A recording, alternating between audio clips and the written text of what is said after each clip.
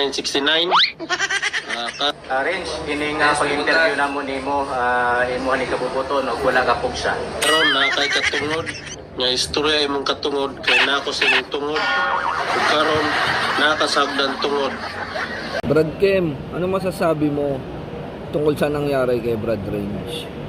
Sa akin, masasabi ko, wala nangyari na. Wala. Nangyari na talaga. Nakakalungkot isipin yung pangyayari. Pero ganun pa man, dapat panagutan ng kapatid natin yun. Yan. Wala naman na tayong magagawa eh. Nangyari ng hindi dapat mangyari. Nakakalungkot talaga. Pero alam ko, pinapanagutan na ng kapatid natin yun. Ayan.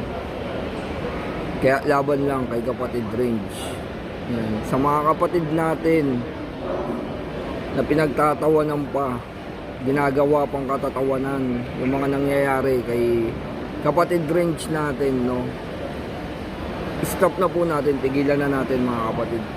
Nakakalungkot kasi ganun na nga yung nangyari, tapos ginagawan pa natin ng kalokohan.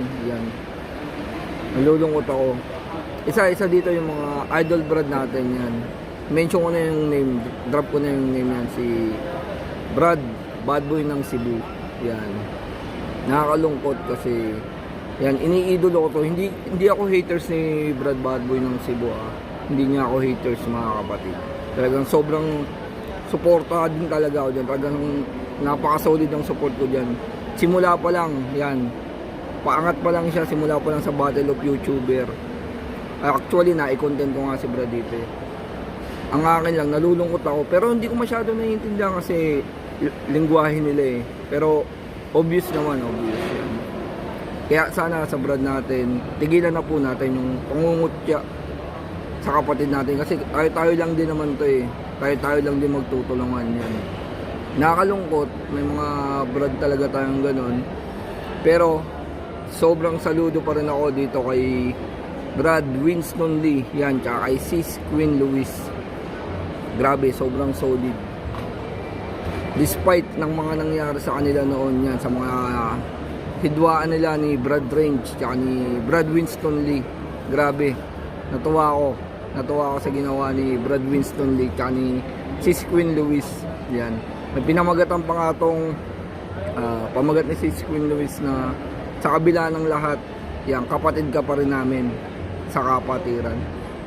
Binisita nila si Brad Range doon sa kulungan yan.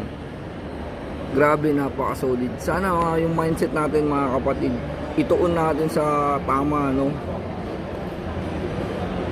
Ituon natin, wag nating hayaan na tayo yung magdigmaan. Kasi nakakalungkot talaga mga kapatid. Kailangan tayo yung magsuportahan, tayo magtulungan mga kapatid ko. Maniwala kayo sa hindi. Alam ko pinagsisisihan na ng buo to ni Brad Range. Yan. Sana sa nagawa niyang kasalanan, huwag na tayong dumagdag ng hindi maganda, no? Bagkus pag-pray din natin yung pamilyang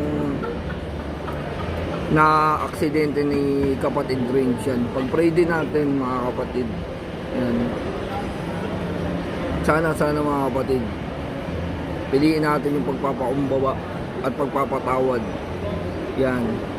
Yung sa nangyari dito sa kapatid natin, sana maging halimbawa to sa ating lahat. Hindi lahat ng bagay na masama dadaanin natin sa init ng ulo at bigla tayong bibira. Yan, sana maging babala sa atin to mga kapatid. Yun lang, hindi ko talaga naiwasang hindi magsalita kasi nalulungkot talaga ako sa mga nangyayari, lalong lalo na dito sa social media. Maraming salamat sa lahat ng kapatid na tunay. Yan, sobrang saludo ko sa inyo mga kapatid. Long live sa inyong lahat.